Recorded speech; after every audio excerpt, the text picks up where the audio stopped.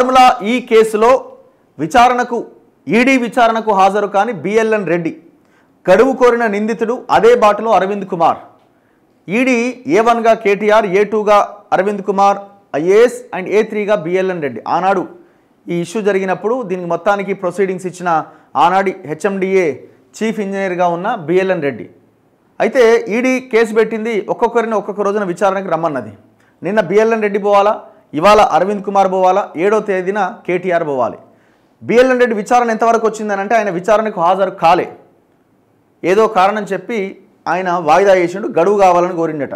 రాజకీయంగా చర్చనీయాంశమైన ఫార్ములా ఈ రేసు కేసులో నిందితునిగా ఉన్న HMDA విశ్రాంత chief engineer BLN Reddy ED విచారణకు గైర్హాజరయ్యారు. ఈ మేరకు ఆయన అధికారులకు మెయిల్ పంపించారు. మరో నిందితుడు అరవింద్ కుమార్ కూడా తనకు మరింత గడువు కావాలి అని కోరిండట. దాంతో వారిద్దరి విచారణను తాత్కాలికంగా వాయిదా వేసి కొత్త తేదీలతో ఈడీ అధికారులు మళ్లీ నోటీసులు జారీ చేశారు. ఫార్ములా ఈ రేస్ నిర్వహణకు మంత్రిమండలి ఆమోదం లేకుండా, RBI అనుమతి తీసుకోకుండానే నిధులు మళ్లించారు అన్న ఆరోపణపై మాజీ మంత్రి కేటీఆర్, HMDA పూర్వ కమిషనర్ అరవింద్ కుమార్, HMDA విశ్రాంత చీఫ్ ఇంజనీర్ బిఎల్ఎన్ రెడ్డిలపైన అవినీతి నిరోధక శాఖ కేసు నమోదు చేసింది. నిధుల మళ్లింపు, విదేశాలకు నిధుల చెల్లింపునకు సంబంధించి ఈడీ మరో కేసు పెట్టింది. గురువారం బిఎల్ఎన్ రెడ్డి, శుక్రవారం అరవింద్ కుమార్, ఈ నెల 7వ తేదీన కేటీఆర్లు తమ ముందు విచారణకు హాజరు కావాలంటూ ఈడీ నోటీసులు జారీ చేసింది. బిఎల్ఎన్ రెడ్డిని విచారించేందుకు గురువారం ఈడీ అధికారులు సిద్ధమయ్యారు. చివరి నిమిషంలో ఆయన అనివార్య కారణాల వల్ల హాజరు కాలేకపోతున్నానని, 3 వారాల గడువు కావాలి అని అధికారులకు మెయిల్ పంపించారు. అంత ఇవ్వడం సాధ్యం కాదని, ఈ నెల 8న హాజరు కావాలంటూ ఈడీ అధికారులు బదులిచ్చారు. అరవింద్ కుమార్ కూడా శుక్రవారం తాను హాజరు కాలేనని, 2 వారాల గడువు కావాలని ఈడీని కోరారు. ఈ 2 వారాల గడువు కుదరదని, 9వ తేదీన హాజరు కావాలంటూ అధికారులు ఆయనకు సమాచారం ఇచ్చారు.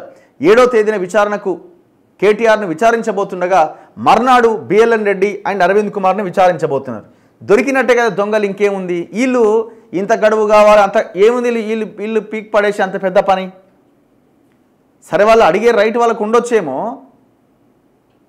కానీ వీళ్ళు అటెండ్ కావడానికి ఇంట్రెస్ట్ లేదు అని అంటే, కాలయాపన చేయడానికి ప్రయత్నం చేస్తున్నారంటేనే దొంగలు దొరికిపోయారు.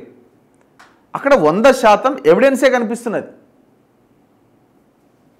క్యాబినెట్ అప్రూవల్ లేకుండా, ఫైనాన్స్ మినిస్ట్రీకి తెలియకుండా 55 కోట్ల రూపాయలు చెల్లించడం, 8,50,00,000 రూపాయలు ఇన్కమ్ ట్యాక్స్ పెనాల్టీ కట్టిన విషయం, ఇవన్నీ కళ్ళకు ముందు కనబడుతున్నాయి. మరి ఈయన ఎడిపోతాడు.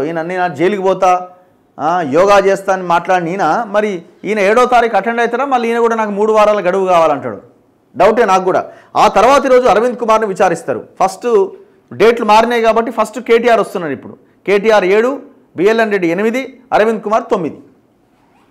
మరోపక్క ఈడీ తన దర్యాప్తును యథావిధిగా కొనసాగిస్తున్నది. అవినీతి నిరోధక శాఖ కూడా ఇప్పటికే ఈ కేసులో ఫిర్యాదుదారుగా ఉన్న పురపాలక పట్టణాభివృద్ధి శాఖ ముఖ్య కార్యదర్శి దానకిషోర్ వాంగ్మూలాన్ని నమోదు చేసింది. ఆ ప్రతిని ఈడీ అధికారులు సేకరిస్తున్నారు. ఇప్పటికే ఏసీబీకి లేఖ రాసినట్లు తెలుస్తోంది. నిబంధనలు ఏం చెబుతున్నాయి, ఉల్లంఘనలు ఎక్కడ జరిగాయి, ఇందుకు బాధ్యులు ఎవరన్న వివరాలను ఏసీబీ అధికారులు దానకిషోర్ వాంగ్మూలం ద్వారా సేకరించారు. ఈడీ అధికారులు కూడా ఇదే వాంగ్మూలాన్ని దర్యాప్తులో వినియోగించబోతున్నారట. సో ఇట్లా మొత్తానికి ఈ కేసు ఎంతవరకు వస్తుందన్నది చూడాలి. ఇటు ఏసీబీ, అటు ఈడీ. అండ్ ఏసీబీ నమోదు చేసిన కేసులో కేటీఆర్ కోర్టుకు పోయిండు. నాట్ టు అరెస్ట్ ఆర్డర్ తెచ్చుకున్నాడు. 31వ తేదీ మొన్న కోర్టు విచారణ చేసి తీర్పుని రిజర్వ్లో పెట్టింది. అంటే ఆయన అరెస్ట్ చేయాలా వద్దా అన్న దాని విషయంలో కోర్టు 31వ తేదీ వరకు మాత్రం అసలు అరెస్ట్ చేయొద్దు అని చెప్పింది. ఆ రోజున మళ్ళీ విచారణకు వస్తే మేము తీర్పు చెప్పే వరకు అరెస్ట్ చేయొద్దని ఆ తీర్పుని అట్లా రిజర్వ్లో పెట్టింది. మరి ఇవాళ వస్తుందా, రేపు వస్తుందా తీర్పు, ఏం జరుగుద్ది అన్నది చూడాలి.